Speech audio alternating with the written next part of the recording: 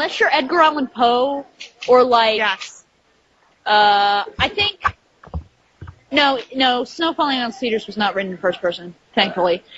Edgar Allan Poe, a book called Bloodline by Kate Carey, which I love, is written in first person, and then 20,000 Leagues Under the Sea. Unless you are those three books or authors, whatever, you don't write in first person. Just don't. I was going to say Great Expectations by Charles Dickens. Oh, well, that too. Well, Sorry, I was just doing it in school. Well, Watchmen. That's okay. That Watchmen was made in first person. Yeah, well, I mean, it bugs me because unless it's an autobiography, it doesn't need to be in first person because you're not that character, No. Yeah, and you know what's really bugging me? This is a personal note again. I have an idea actually for a vampire story, which I want to do after I do this series, my demon series.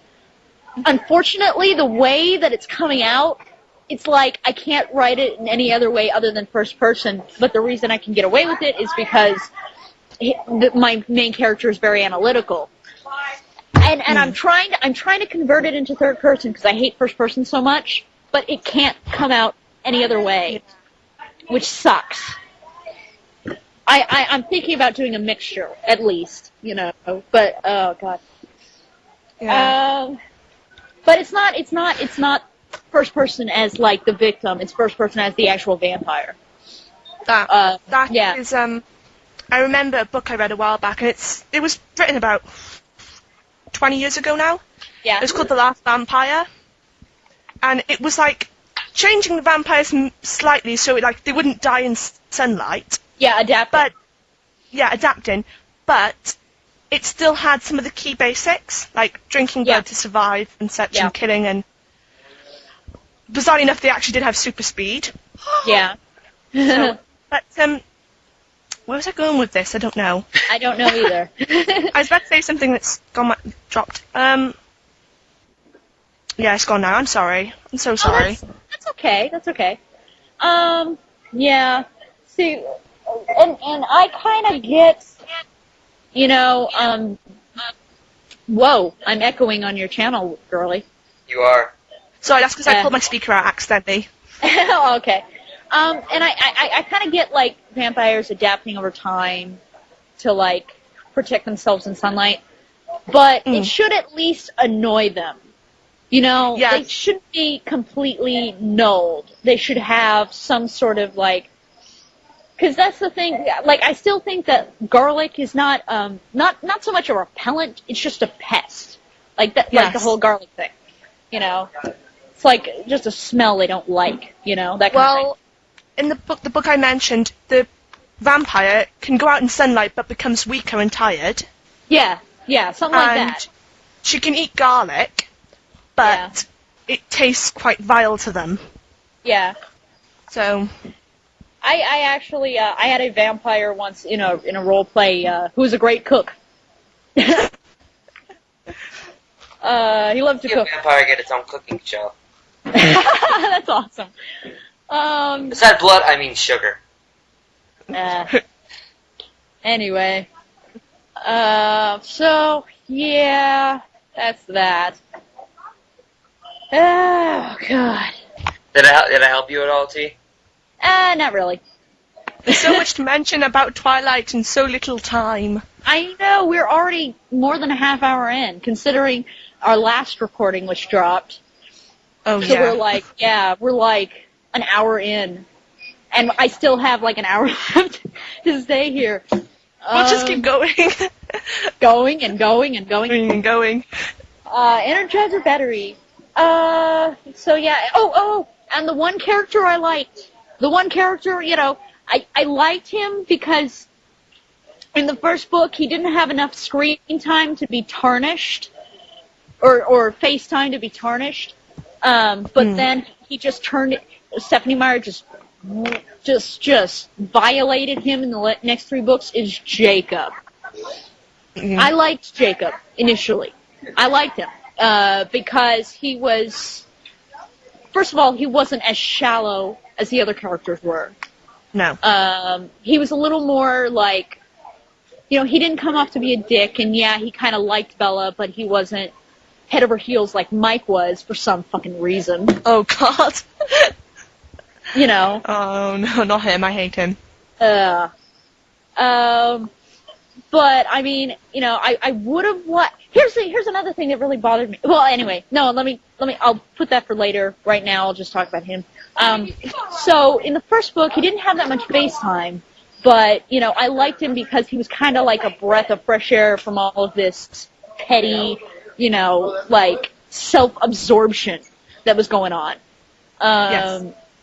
And then, in the second book, he's like, he's getting better, and then Edward comes back, and he turns into, like, a borderline rapist in, like, the third one, I think. Oh, God. And then, in the fourth one, the baby that Bella has, even though vampires are not supposed to have bodily fluids, as it is stated in the first one.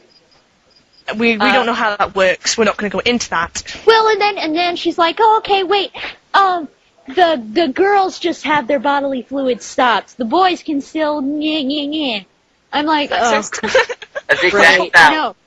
Yeah. When vampires have intercourse, they go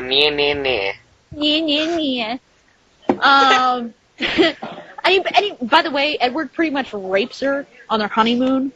Like, she passes out, and like when she wakes up, because here Stephenie Meyer apparently has never had a healthy relationship. Because in a healthy relationship, not only do you have to treat each other with respect, not only do you have to, not be controlling or domineering over the other person's life, but part of that is a good, sexual relationship. And she obviously hasn't had that, because she got married at a very young age. So I think that's why it is. Yeah, I don't think that woman is supposed to be passed out when they have intercourse. Yeah, I know.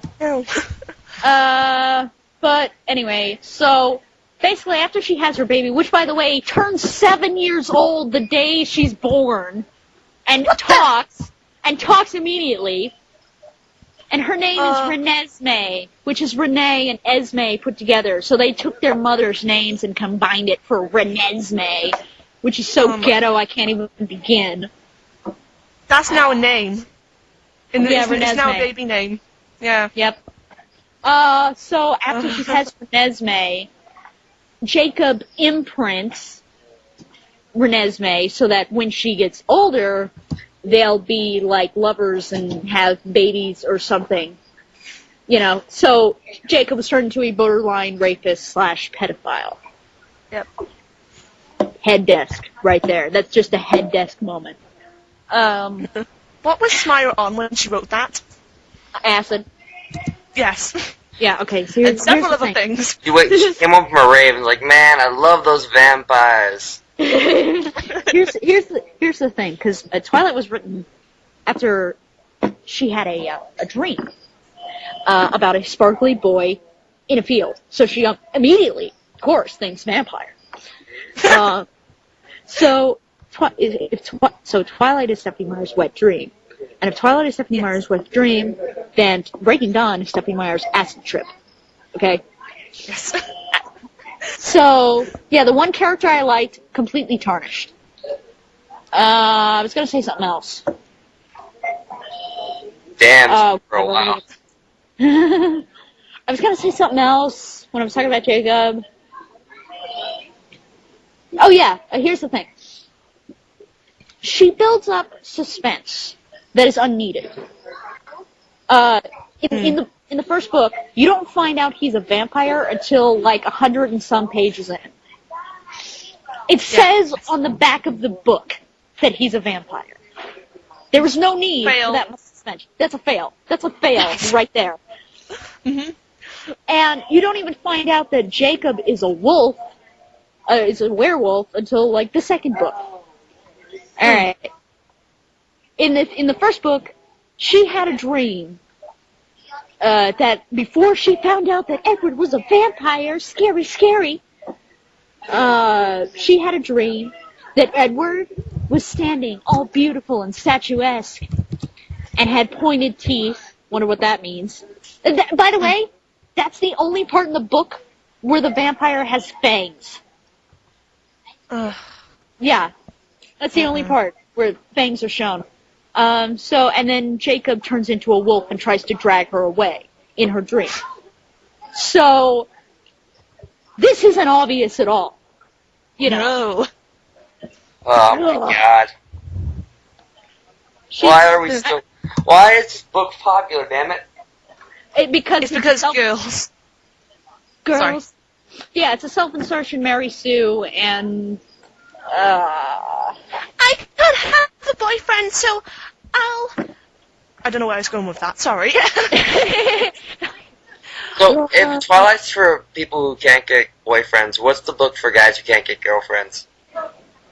That hasn't come out yet. See, that was a perfect setup for a porn joke. Yeah. Well, then they already exist. But I mean, if she's gonna write